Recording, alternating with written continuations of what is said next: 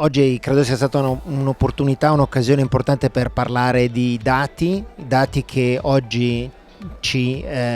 vengono forniti e che forniamo quotidianamente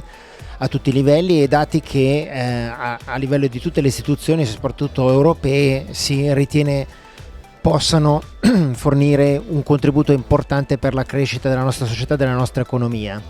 Per questo l'Europa sta investendo tanto sia in termini di risorse ma anche in termini di regolamentazione, affinché questa economia dei dati possa crescere anche in maniera equa e omogenea in tutta Europa, e da questo punto di vista credo che la pubblica amministrazione abbia un ruolo fondamentale. Quindi abbiamo visto un po' quelle che sono oggi le cose su cui si sta lavorando la pubblica amministrazione e le sfide che avrà davanti nei prossimi anni a tutti i livelli, in termini di crescita delle competenze, in termini di capacità di fare sistema e di mettere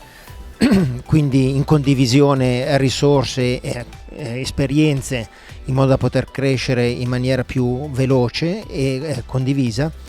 E poi il tema di soprattutto creare una cultura dei dati, cioè di capire quella che è l'importanza di gestire un dato di qualità, di poterlo